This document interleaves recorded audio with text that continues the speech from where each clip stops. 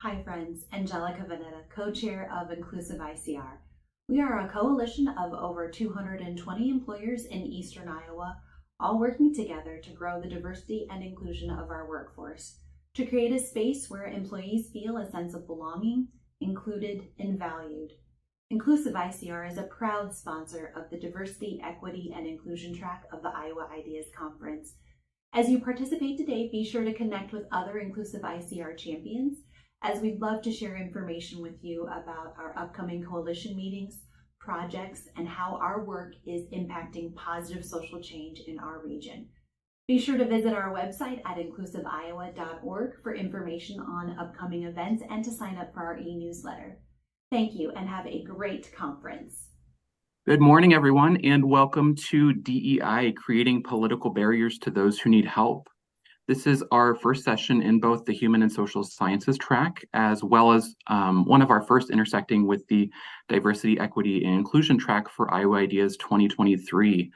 I am so glad you joined us, and I think if in a few minutes you will be too. You guys are in for a treat today.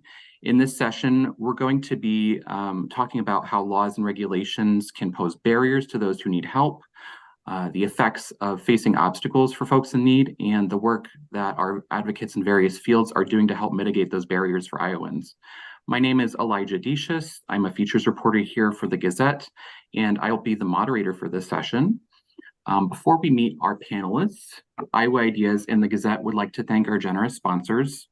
This session is sponsored by Inclusive ICR, Cedar Rapids Bank and Trust, and ITC Midwest. And we have a great panel up today. Up first on our panel is Cameron Middlebrooks. Cam, tell us a little bit about yourself.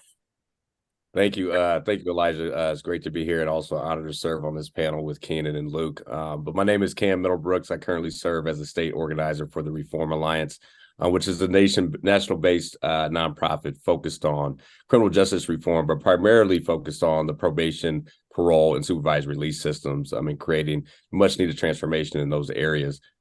Previous to joining Reform, which I've been there for, I think it would actually be a year this coming December, Elijah. But prior to that, worked with Deidre DeZier's campaign for governor. And spent quite a few years before that working through small business and nonprofit development with Iowa State Extension and Outreach and the Evelyn K. Davis Center in Des Moines. And then quite a bit of my time has been with the NAACP, an organization where I served on the national board from 2008 to 2012, and then as a regional director until about 2014. So criminal justice has always been a top priority for myself, as well as education and economic development, which kind of find a space for all three of those in the work that I do now with trying to change the systems around probation and parole. Absolutely. Thank you. Next up, we have Keenan Crow. Keenan, tell us about yourself and your work. Yeah, my name is Keenan Crow. I'm the Director of Policy and Advocacy at One Iowa, which is a statewide LGBTQ advocacy organization. I use they and them pronouns. I'm a non-binary Iowan, among other things. And my work kind of goes across a number of different fields, including education, healthcare, criminal justice, etc. Have a little bit of a criminal justice background, though not nearly what Cam has. Have also served on the board of the Iowa Harm Reduction Coalition, and that my graduate research was all around sentencing structures for those convicted of drug use. So that's who. Absolutely. And last but certainly not least, we have Luke Elzinga. Luke, tell us what you do. Yeah, so I am the Policy and Advocacy Manager at the Des Moines Area Religious Council, which is an interfaith organization in Des Moines. Our primary work is our food pantry network. And then I'm also serving on the board of the Iowa Hunger Coalition. So my work involves a lot of advocacy around our nutrition programs, like SNAP, and then just also working to, kind of change the narrative that we hear around why people experience food insecurity, and working with people with lived experience to help make sure that our leaders are hearing directly from people who are going to be impacted by the proposed policies that they're putting forth. Yeah. So you all work in very different fields, and some of which are affected by references to SNAP and free lunch programs in the session's description, and some of which are just, more generally affected by legislative regulations. I want to give each of you a chance to give us a lay of the land and put the pin on the map showing us where we are. Tell us more about some of the regulations, some of the ongoing legislation, some of the law changes that you have an eye on. And we'll start with Cam for this one. Awesome. Thanks, Elijah. Our goal with reform legislatively is, we want to reduce recidivism, increase success rates, improve public safety, and strengthen our workforce with evidence-based solutions, right? At the end of the day, I think our overall goal is building stronger families and safer communities. And the way that we think about the solution for that, we've been working pretty heavily over the past 3 years legislatively in Iowa, but last year found a lot of success with House File 349, which is a bill that would create workforce education and discharge credits for people on probation. I think it's important to note at this point, Elijah, that a lot of people, let me say this. So folks on probation are people that have been sentenced, but never have gone to prison, or at least not yet, right? Their time hasn't been revoked. So that's really where our focus is. And we want to incentivize those individuals to get through their probation quicker and get back out into society and being full citizens. And we're doing that with these credits that I've mentioned. First, the education credit, which is going to incentivize achievement and gain new skills. The workforce credit incentivizes getting folks back into the workforce so we can grow our labor force and boost employment. And our discharge credit, which incentivizes, good behavior and rehabilitation. Right now, there's more than 28,000 adults on probation. And incentivizing their sex on probation could save Iowa taxpayers as much as $82 million over the next 5 years. That's money we can be using to reinvest into other efforts and also to reduce crime rates and, again, make our communities safer. Yeah, it sounds really important. And how long have you been working on that? You might have said, I might have missed it though. No worries. So reform has actually been working in the state of Iowa for 3 years. 3 years. So this past legislative session is where we found the most success, and we're able to pass the House with House File 349 with a staggering margin of 93-1. So it was a truly bipartisan effort. All right. And Luke, the pandemic prompted a lot of changes to SNAP benefits and free and reduced school lunch programs. Now we're 3 years into the pandemic. Some of those policies are coming to an end. It seems like I'm seeing headlines every other week about hunger issues in Iowa and how that's growing so much and impacting various facets of our communities and our nonprofits. Tell us a little bit more about that and the work you've been doing in that area. Yeah, I think we saw a really interesting dynamic during the pandemic where the need was certainly higher. But so, for instance, at the food pantry I work at DMARC, our numbers actually started going down shortly after the pandemic started. And it was not because there were people, less people in need, certainly not. There were additional supports coming from the government, coming from other community groups.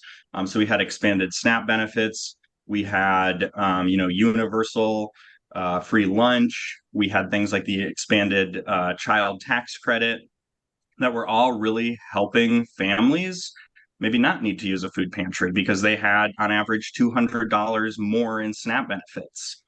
But, we were very forthright with people during that time that, our numbers were actually lower because of these programs. But what we were really concerned about was when we knew they were temporary and we knew when they went away, the underlying issues had only gotten worse. And so we were going to be seeing record-breaking numbers when those went away. And that's exactly not only what DMARC has been seeing, but food pantries, food banks across the state of Iowa. Last April is when those emergency allotments went away for SNAP. That was due to the governor lifting the state emergency proclamation. So that happened in April. Food pantries immediately saw double-digit increases. That August at DMARC, we saw an 86% increase over the previous August. And, we've just been steadily breaking records, including record numbers of new individuals. And then on top of that, we've seen some policy changes at the state and national level that make accessing SNAP even more difficult, which I'm sure we will get into in a little bit.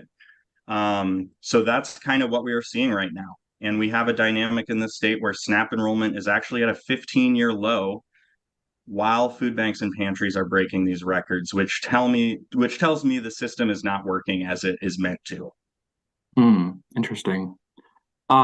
Have we seen any abatement whatsoever with these records? Is there any end in sight?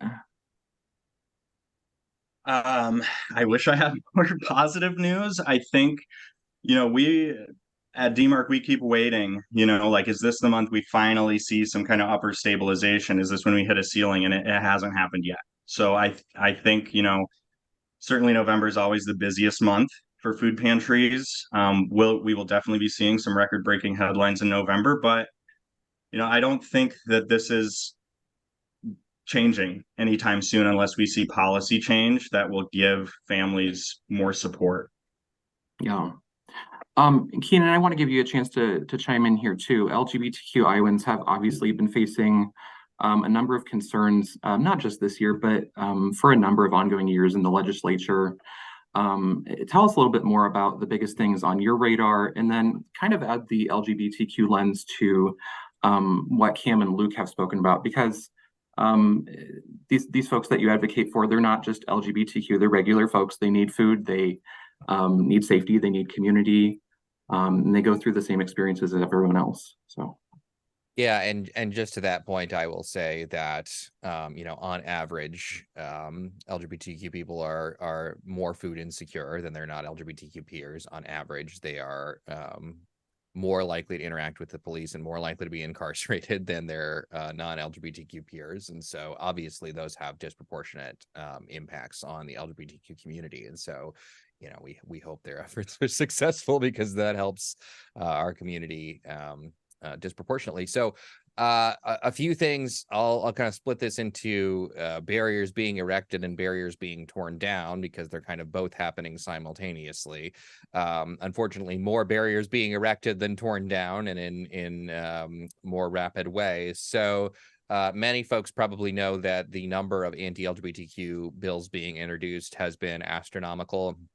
As of late, it has gone up every single year since 2019. This year, we had 29 different pieces of anti-LGBTQ legislation. And these aren't things that disproportionately impact LGBTQ people. These are things that are targeted directly at LGBTQ people. There are other things that disproportionately impact as well that are also negatives, but I try to keep a fairly narrow lens on that one, just so that we know exactly how bad the problem is at any given time. 4 of those were passed this year: the gender affirming care ban, the school bathroom restrictions on transgender students, the governor's discriminatory anti-education bill, which has a number of different components, including the book bans, the don't say gay, don't say trans, K through 6, the forced outing of transgender students, the prohibitions on data collection, etc. And then finally, the freeze on DEI programming at our colleges and universities, which also comes with a report mechanism. And we know that that reporting mechanism is going to be used to justify the whole-scale elimination of DEI programming in the next year. I believe that's their ultimate goal, because that was a different bill that they had. They couldn't get over the finish line.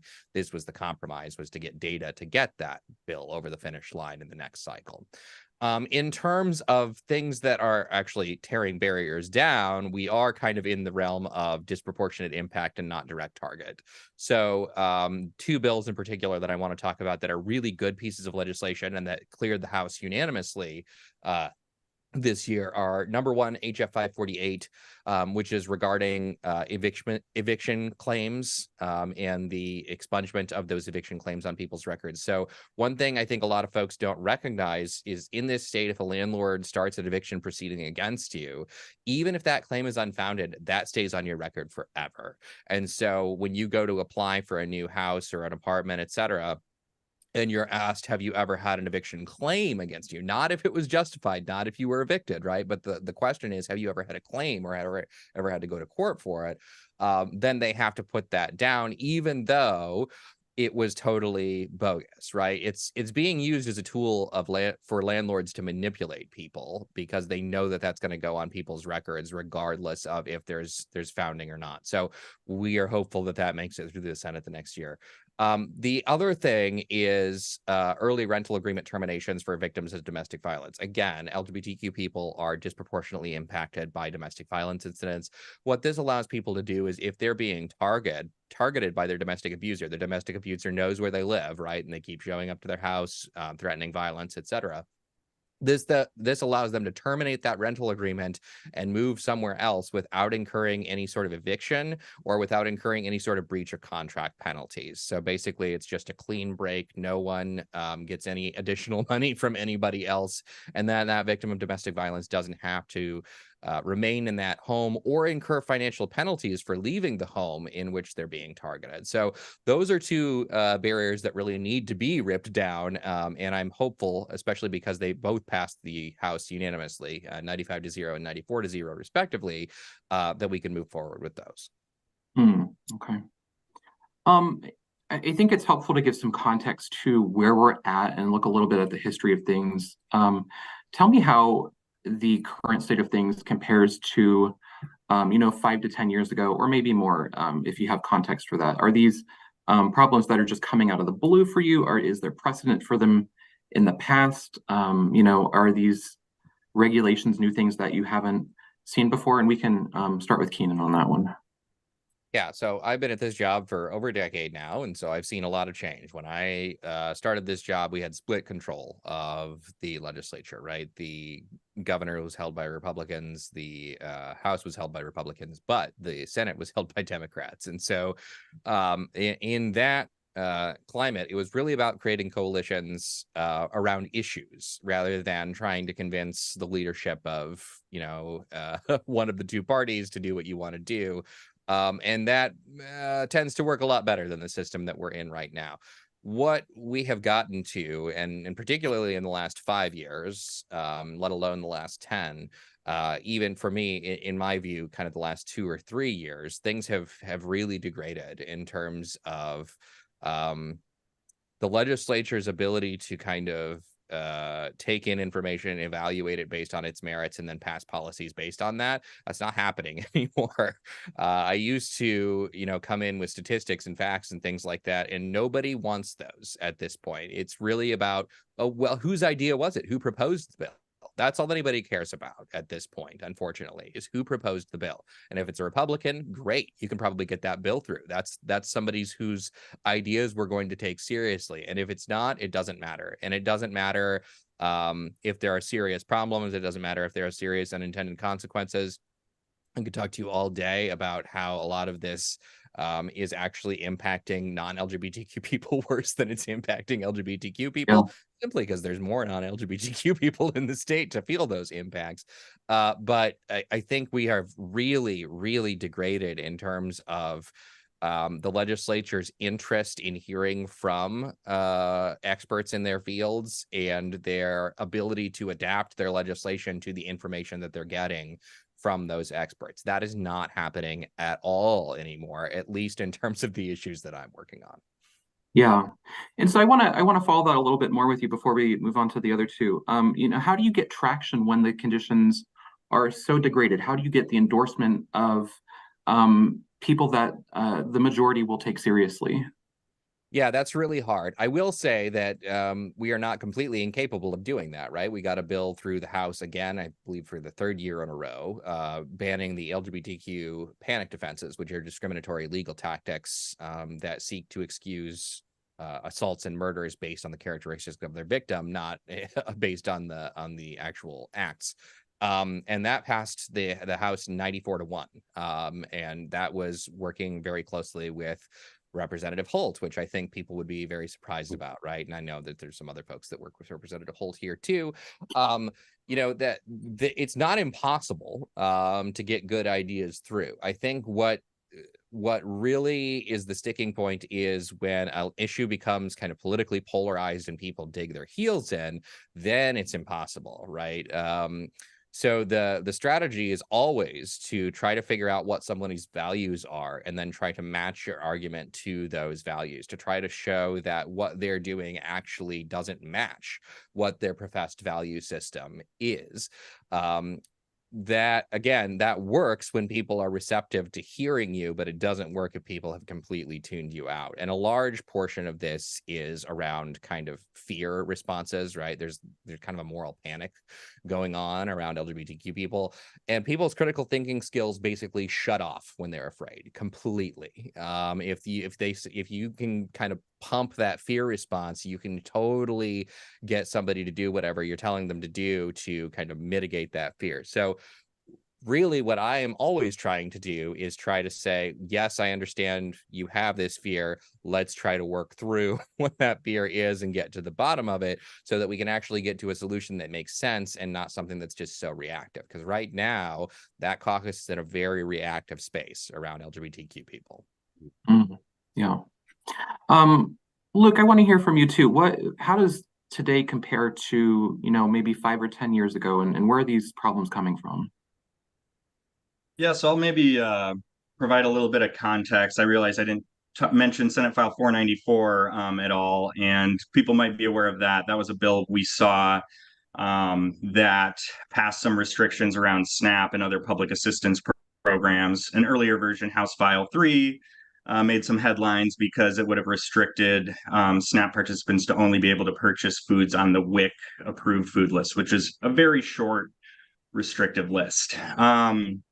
And what I have been trying to tell people is that, this bill, where these bills are coming from, they're not being generated in the state of Iowa. So in 2016, when Iowa kind of shifted to a Republican trifecta, we saw a group start getting involved in lobbying in the state of Iowa called Opportunity Solutions Project. And they're the lobbying arm of a Florida-based free market think tank that does welfare reform across red states. And what that looked like in those first years was, one particular senator who really, bought into this and introduced bills, even in committees they probably shouldn't have been in.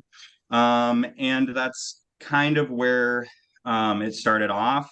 Didn't get a ton of traction. We started seeing bills then a few years later starting to pass the Senate and being stopped in the House. And I think when we really started getting concerned was at the start of 2022 in the governor's state or condition of the state address, when we heard this line about how the safety net has become a hammock.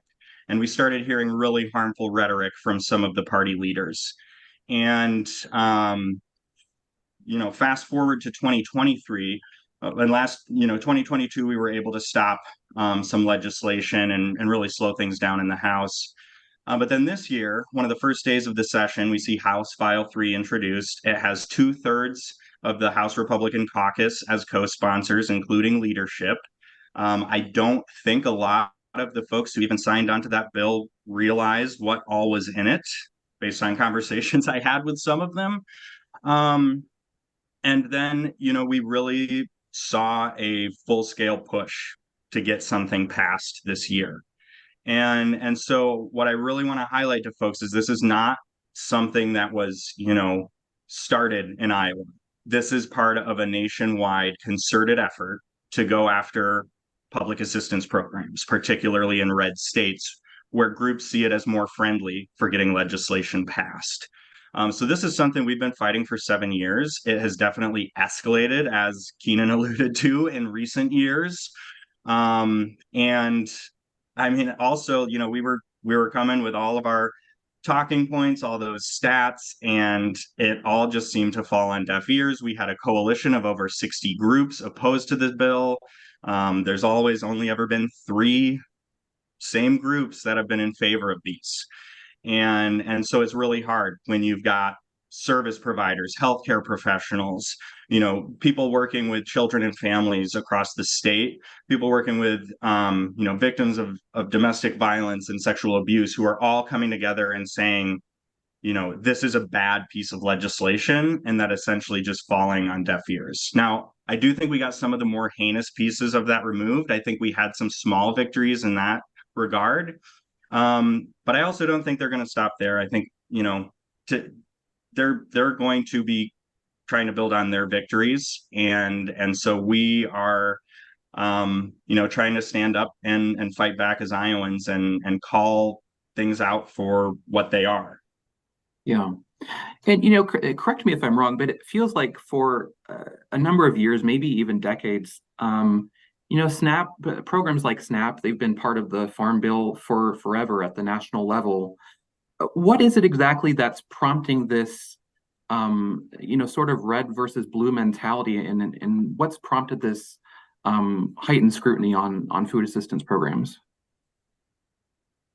I think it goes back to national narratives, and I mean, I'll also say there's been attacks on public assistance programs well before, this year, well before 2016, going back decades. This notion of welfare reform has always been highly racialized in its politics, and a lot of racist dog whistles being used about, people relying on government programs. Reagan's welfare queen myth. And so it's been going on a long time, and I think it's just something that folks fall back on. Here's some way we can divide people, put people in a category of us versus them. And you know, I tell people the fraud rate for SNAP is extremely low. 0.01% is what we heard from LSA last year. Again, SNAP's at a 15-year low in Iowa. There was this idea that, the program's ballooned out of control, which is just simply not true. But it's hard when you bring up those facts and are met with crickets. Yeah, absolutely. And then Cam, let's go to you. Tell me about, how things compare to 5 or 10 years ago for the work you're doing in criminal justice reform. Sure. Yeah. So, the narrative, I really think has changed over the past five to 10 years. It really has changed, even since reform started about 5 years ago. When you look back at the last 10 years, I think we really tried to pivot from a tough on crime to smart on crime legislation, right? And we've seen some great bipartisan support for it, not just in Iowa, but in other red and blue states alike. The program or the legislation that we're working on here in Iowa. We passed this in states like Georgia and Florida. Then we've also passed different measures similar to this, and just recently in Illinois this past summer. What I really see is the change in the narrative. When I think of, even just the Democratic Party, question to pose to the audience, when do you think the National Democratic Party even had criminal justice in its platform, right? Some might think 2008, which would be no. Some might think 2012, which would be no. The first time wasn't until 2016. So I think folks are really starting to see that this isn't a red or a blue issue, that this is really a people and a community issue. And that's where we've seen some positive change in that direction. Albeit though, right, a lot of the barriers that we're facing aren't barriers that were put up 5 to 10 years ago. They're barriers that we've been living with in America from almost the beginning with this, mass industrial prison complex, right? So the focus really needs to be on, that we failed our approach in the past decades, and particularly with our over-reliance on incarceration and lack of support for resources, lack of support and resources for communities of color and people reentering society. So we really feel that, there's something like, that's why something like fair chance hiring, which wasn't a movable issue maybe 5 or 10 years ago, is much more tangible opportunity now. And it's why organizations like Reform and others, have had great success in advocating for it. Because again, I think we're moving the pendulum from tough on crime to smart on crime, because we're actually seeing, through evidence-based approaches, being smart on crime and being smart on reentering people back in society is actually going to lower recidivism in the long term, and again, create stronger families and safer communities. Yeah. We have a question from the audience here that I think fits in. Anthony Arrington asked how you guys really build relationships and get movement when there's so much ideological tension. There's so much polarization right now. And he used as an example, for example, how do you work with someone who is a known racist? How do you sit down, look them in the eyes in a room and actually make progress? Luke, you had mentioned some racist dog whistles, prompting a lot of the tension here. But this is open to anyone. How do you guys tell us about the building blocks to make progress here? And, if you want to go a step further, is there a way to kind of safeguard against further polarization? Sure. Yeah, if I'll take a stab at that first, y'all. First, hey, Anthony. Anthony is a member of our coalition, Iowans United for Opportunity. So I really appreciate that question. I honestly think you have to meet people where they are, regardless of where they're coming from. And it's tough to have those conversations, right? When you're dealing with the example that he just had, right? With you're dealing with the known racists, as somebody who comes from the civil rights community, civil rights organizations like the NAACP. But that can't stop you from trying to create progress, right? I think just any and everybody can be influential if they're directed in a right way. So again, meeting people where they are, and then using the educational tools, opportunities that you have. One thing that I've learned over my time in politics and working with organizations, it's hard to change somebody's mind in one conversation, but when you're having multiple conversations about the same topic over time, you can tend to get people moving into your direction. But you got to start with deliberative dialogue, and coming from a space where you're going to be truthful and honest in your approach, and you expect the same from them. But over time with multiple conversations, I think you have an opportunity to move folks. And particularly with our coalition, Iowans United for Opportunity, we've done a great job in ensuring that our membership is broad and bipartisan. So we're bringing in reentry programs, we're bringing in workforce development programs. We're also looking to garner support from organizations that are right of center and left of center. And a lot of times I may not be the perfect messenger to a different audience. So I can lean on somebody who's probably right of center, right, to have a conversation with somebody who's further right of center, in order to get them to move in a direction that we're trying to get them to. But at the end of the day, it starts and ends with dialogue. And if you're not willing to have a conversation with somebody, there's no opportunity to create the change. Yeah. I'll say, like ditto to everything that was just said, right? There was some surveying yesterday around LGBTQ issues that really underscores this, and it basically demonstrated that somebody that knows a trans person, regardless of their political affiliation, that's a plus 30 in the direction of supporting trans rights, right? If you have a cogent counterexample when you think of a group of people and there's a piece of misinformation kind of floating out there, you can just go check it against that person that you know, right? Like if you know Bob down the street and you grill with Bob all the time and somebody says, oh, the trans people are doing X, Y, and Z, and you're like, well, Bob's trans and I don't never seen that before. It's immediately dispelled. Whereas if you don't have that counterexample, it seems a lot more plausible if all you're working with are those messengers. And so my goal is to always kind of be that queer person that a legislature might know and that other queer people might not want to talk to for various reasons, right? Because maybe they've said really hateful things about LGBTQ people in the past, but we know that just those relationships existing give those legislators somewhere to ask their questions that might not be acceptable to ask in any other space, and also gives them kind of a counterexample so that they can go and say, well, what do you think about this? And I can tell them exactly what I think about that. And all of a sudden, that piece of misinformation is gone. So there's exactly what Cam said. And what I alluded to earlier, which is kind of value matching against what values they have, because there is not one person in that legislature, regardless of how against LGBTQ people they are, that I don't share some sort of value with. We all have some baseline values that we have in common, and we can work off of those. Mm-hmm. Yeah, and I guess I would just add, I think that's a key part of political advocacy is identifying values and trying to make that connection. So I brought up those food restrictions for SNAP. That really gave us an opportunity to talk about a positive incentive-based program called Double Up Food Bucks, which aims to bring down the cost of fresh fruits and vegetables and make those more affordable for people on SNAP.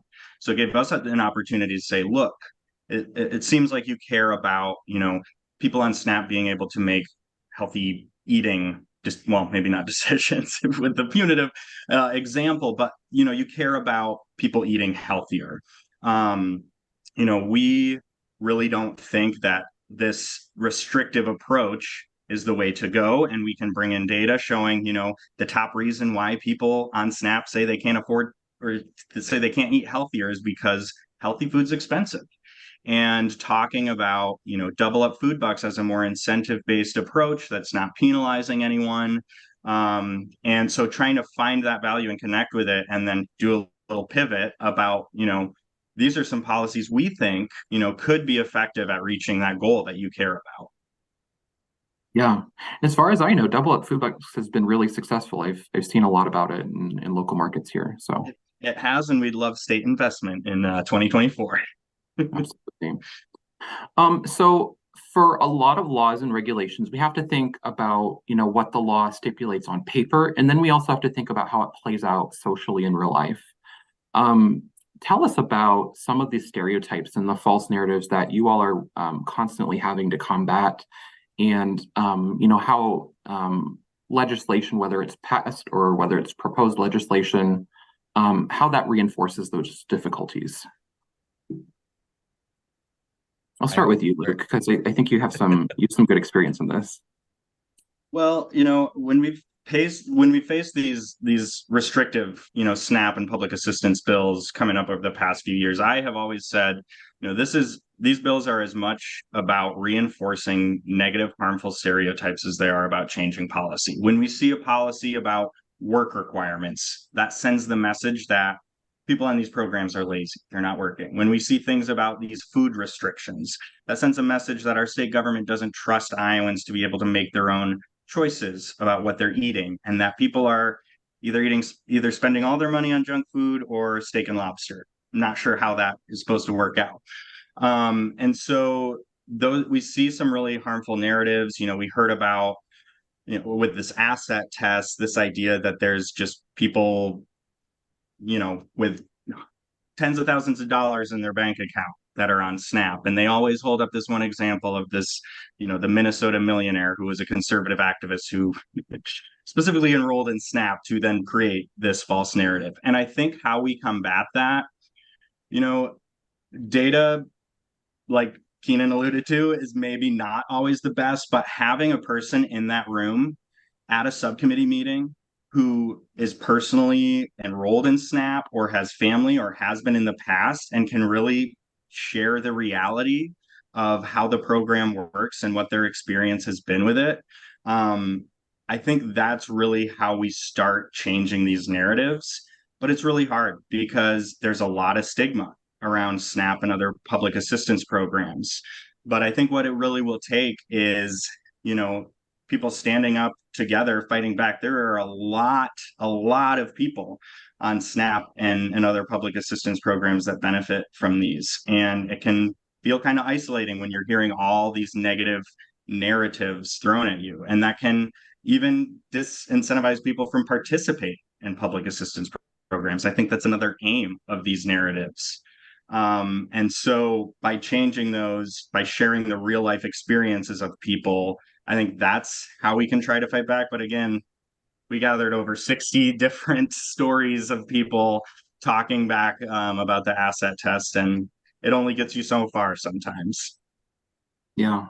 Keenan, I didn't mean to cut you off there, but go ahead. No, I was just going to say, where do I even start, right? Like, this, as I alluded to before, this is kind of like a full-blown moral panic around LGBTQ people. And so there's this kind of persistent myth that they are groomers, which I've been called more in the last year than I think the rest of the decade combined, maybe. That has really resurfaced. That was a very popular accusation back in the 80s around gay people. Now it's kind of coming back in various similar forms, but more targeted towards transgender people in various capacities. And those assumptions lead to all sorts of horrible legislation, right? It leads to book bans because they think that LGBTQ people are using books to somehow recruit. It leads to don't say gay, don't say trans type restrictions, because again, this is I hate to even repeat it because it's just such a nefarious lie. It's totally not true. Let me just get that out of the way first, right?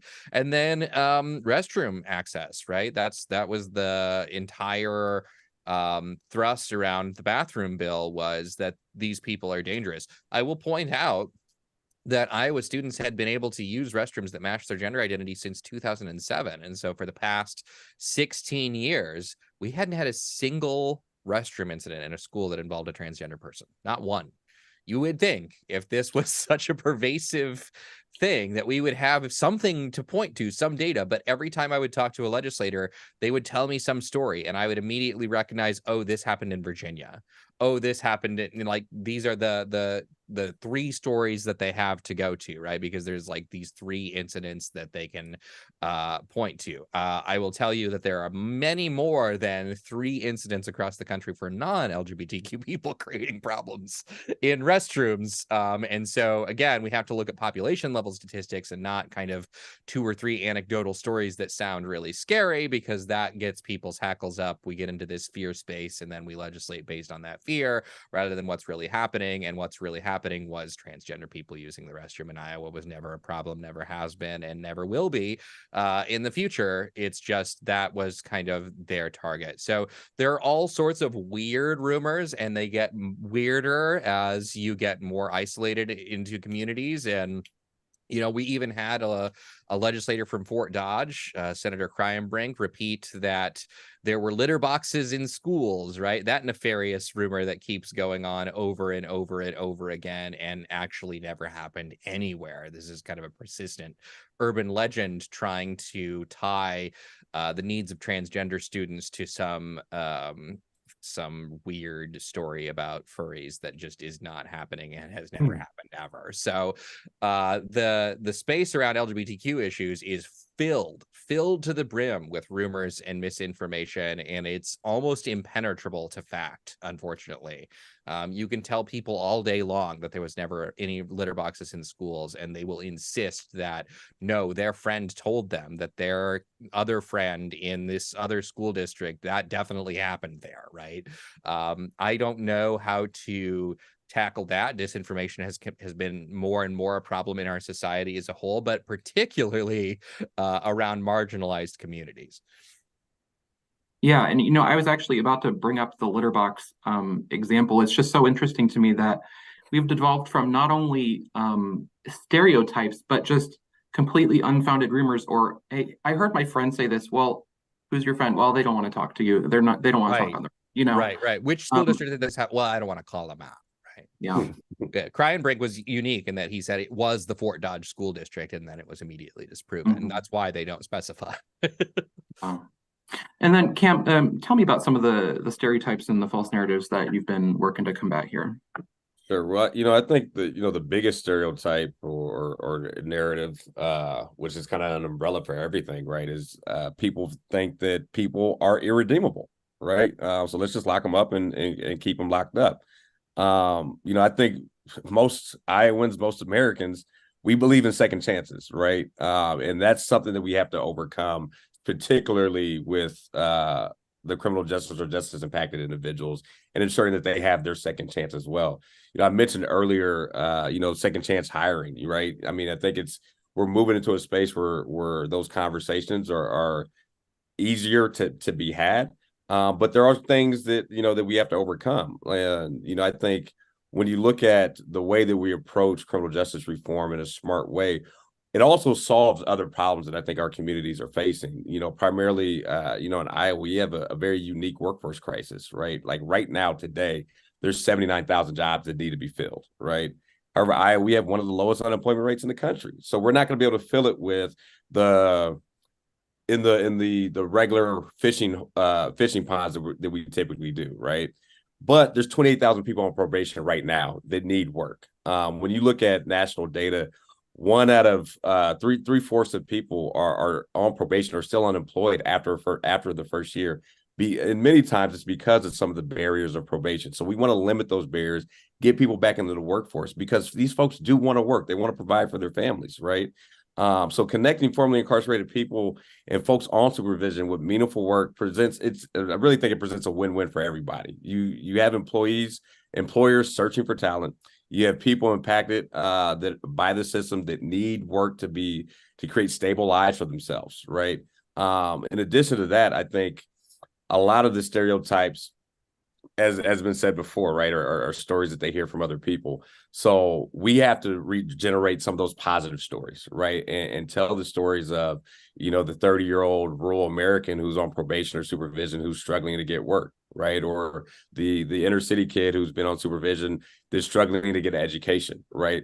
If we incentivize people to get into school and incentivize people to get back to work, we're really incentivizing a better community for everybody. And that's the story that needs to be told instead of the story that people are irredeemable. Yeah.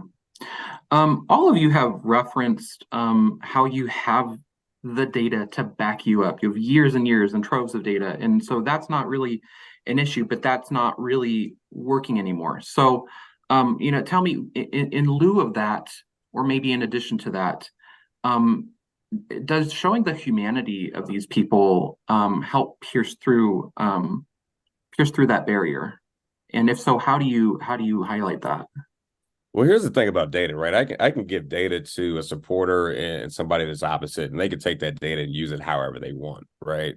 But the power of storytelling is real. I truly believe stories and real stories can change hearts and minds, but it takes that trust factor, right? So when I'm actually looking for stories, or stories to tell, I'm looking for people that already have some type of connection to a target in the legislature that I'm trying to influence, right? Or I'm bringing in an impactful story to a subcommittee meeting. I think somebody on the panel mentioned before.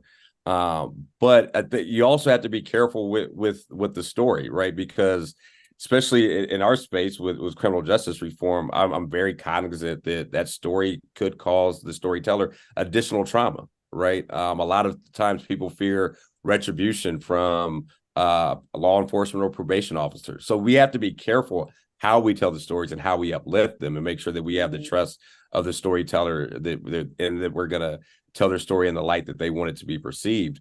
But it also, that story has to connect with that targeted legislator or organization that you're trying to sway. And again, it can't just be one story, right? You have to constantly, I don't know if this is the right word I want to use, but you have to constantly barrage people with this narrative, right? The true narrative, and the positive twist to that narrative. And they have to hear it time and time again in order to change their minds and hearts. I think Keenan mentioned Representative Holt before. He's been a champion for us. And I think it's because he's heard real life and true examples of what it is like for people on probation in order to succeed. And that's really what got him to be a champion. It wasn't the data that we threw at him. You know what I mean? That's here nor there for a lot of people. But really trying to find the humanity in an individual that made a mistake, is serving their time or giving, doing their duty to society. But now they're out in the community, and how do we make sure that they're going to be thriving and not just surviving, but thriving in our community? Yeah, I mean, data has never really changed legislators' minds. I often tell people that I use data to guide like what I'm doing and make sure that I'm doing the right thing, because those are the only tools we actually have to assess what reality is, right? But in terms of what I'm presenting to legislators, the data is totally ineffective. They're not moved by that at all. It really is stories. And the complicating factor for us is not just what Cam talked about, where it does put a target on folks' backs, because that's always been the situation in LGBTQ organizing.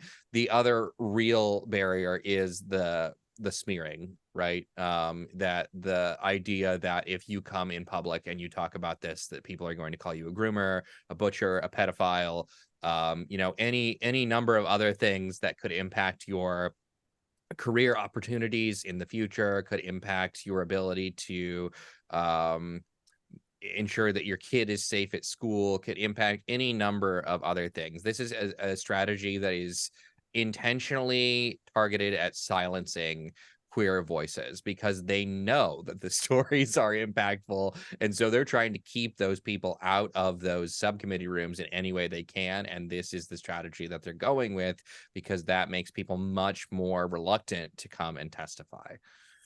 Yeah.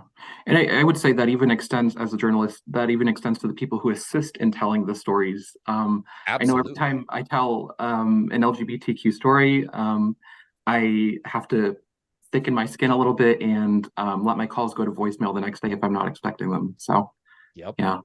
Luke, how about you? Tell me, how you're helping to kind of pierce through with humanization. Yeah, I mean, that's something we've really tried to do, not only to change the minds of our legislators, but I think just the broader public. There's some of these misconceptions, misinformation around, food insecurity, SNAP. So it is bringing those voices. I think like another kind of struggle too is finding, the right person. Ideally, you want a constituent of that legislator, because I think that they're They just tend to listen more to people within their own district. I think just for the average Iowan, there's kind of a fear already about advocating. It can seem kind of intimidating. And then, as Cam and Keenan alluded to, if there's a fear of retribution because you are advocating, that's even heightened. So I think like the advocates who are doing this voluntarily, not being paid, are some of the most courageous people in the state of Iowa. But it's also hard because this is happening during the week in Des Moines. Not everyone can make it down there. And so trying to connect with advocates across the state to have those in-district conversations too, I think is a really important part of it. Yeah, absolutely. For many folks, swallowing your pride and asking for help is a really difficult first step, whether that's putting food on the table, whether that's getting out of the cycle of incarceration, or just living your life as a queer person. When somebody immediately runs into obstacles, somebody who qualifies for help and needs help, what kind of effect does that have on them? Yeah, so go ahead, Keenan. No, okay. You go. Okay, thanks, man. One thing I do want to go back to the last question and just say, because I think we skewed to the concerns a bit, but I do want to make sure people out there understand that us as people, we're innate storytellers, right? Stories connect each other, right? So I don't want you, if you have a story to tell, I believe everyone on this panel in our organizations are going to be trustworthy organizations to tell your story. We will use your stories in a proper way. So again, stories are so important to changing minds and hearts. So if you do have a story to tell, please share your story. Please be courageous. But to go back to this question, I think people are impacted by the systems. They're facing stigmas, they're facing stereotypes, as we mentioned earlier, right? They also have to deal with that trauma of shame, being somebody who's been justice impacted. And that really goes into this whole mental health issues that I don't think we as a country or as a state have really even begun to solve, right? There's still stigma around mental health. I was just at a meeting just the other night with a city council forum in Des Moines, Ward 1, where we had a city council person who had to resign because of mental health issues. And this is just not something that we talk a great deal about. Imagine having those issues on top of being formerly incarcerated, on top of having issues getting a job because you have something on your record, on top of having a family that has been disconnected because maybe you spent some time behind bars. All of these things are not only going to directly impact that individual, but they're going to indirectly impact the family and eventually the community, right? I'm a kid of a father who was incarcerated. I don't have a relationship with my father because of that. I've been impacted indirectly, right? And this happens generationally and can turn into generational issues. That's why it's so important and so immensely imminent that we have to start transforming a system in a way that it's not only just locking people away, but is actually correcting behavior and getting people back into society and an opportunity, again, to strive and to thrive and not just survive. Mm.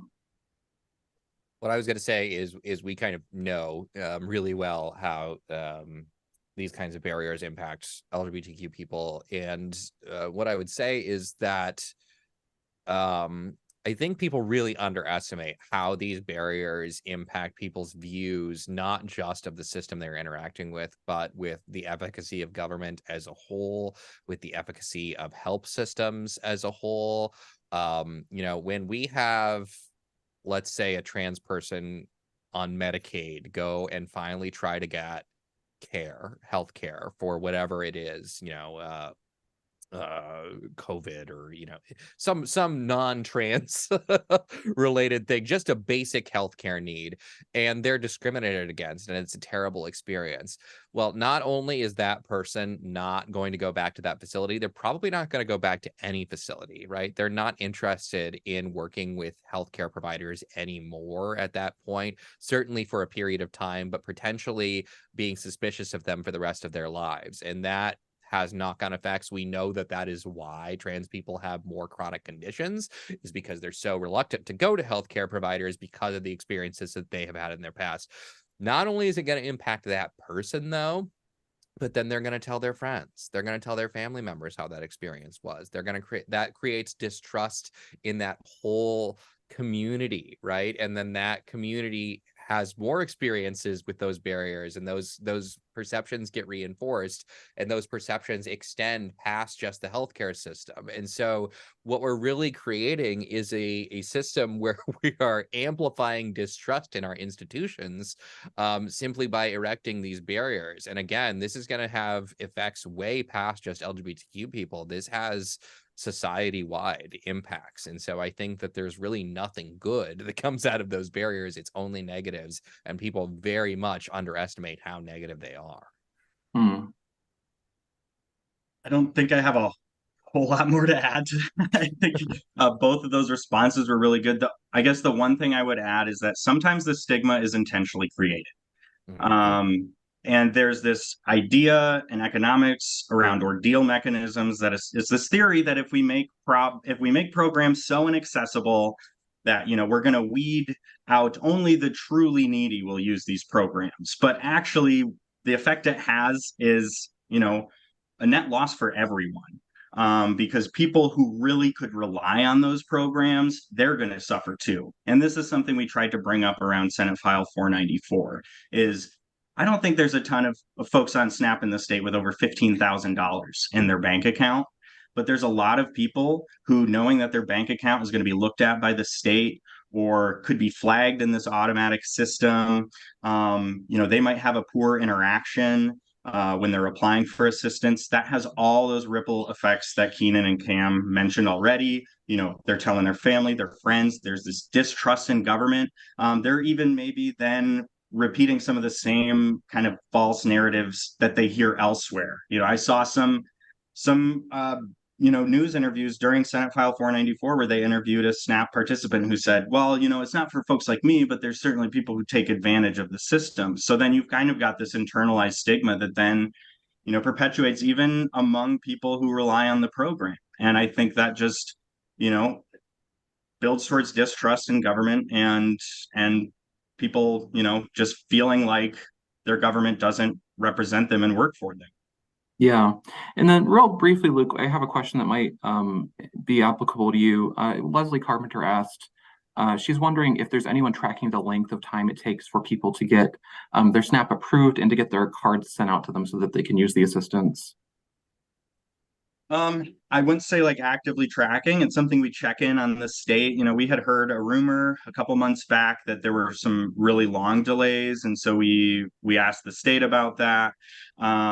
My understanding is that Iowa's still doing a relatively okay job processing, but I also know with all the Medicaid unwinding that HHS has their hands full with that. And certainly we could see other areas, other services being negatively affected because just of how much focus they're spending on that right now. But I haven't seen any of it evidence of that, affecting SNAP processing time. Okay. We have about 3 minutes left here. So I want to end on a positive and a constructive note here on how everyday Iowans can help their neighbors. Talking to legislators is obviously important, but what are some effective ways that people can use their time to help people in a practical way? Volunteer with mutual aid organizations, volunteer with organizations that care about the things that you care about. I think that's the absolute best way. And then just, I've said this a million times before, but the opposite of this divisive, political climate is community. The only thing that we can do to reverse this is to create our communities even stronger than they are now. And so that looks like, helping your neighbor. It looks like showing up to your neighborhood association and seeing how those things can be helped. It looks like looking at your surroundings, your immediate surroundings, not thinking about who the president's going to be or who, whatever the conflict across seas is or whatever, but looking kind of around your immediacy, around your neighborhood to see what you can do around your community organizations, your church, your business, whatever it is, and seeing how you can create more connection there. Awesome. Yeah, ditto to what Keenan just said, in particular around criminal justice issues and with the Reform Alliance. As I mentioned, we've been working on this legislation for 3 years. So we will want you to call your senators in this upcoming session because we need to get that passed. But it's going to be easy for you guys. I'm going to give you a couple of different action items, and this is the organizer in me, Elijah. First, I want you to get out your cell phones, and I want you to text REFORM, REFORM, to the number 81411. Again, that number is 81411. By doing this, we get you connected to being a reformer. It's a national community of hundreds of thousands of people strong. We'll be able to send you updates on our legislation, when and how you can connect to your legislator. And in addition to that, as we mentioned before, stories are so powerful and so important. If you're interested, if you have a story directly, or you know somebody that does have a story, I encourage you to go to reformalliance.com/story to tell your story. This is going to do several things for us. Number one, if we have a story that matches the legislation, we could use it and promote it to get that passed.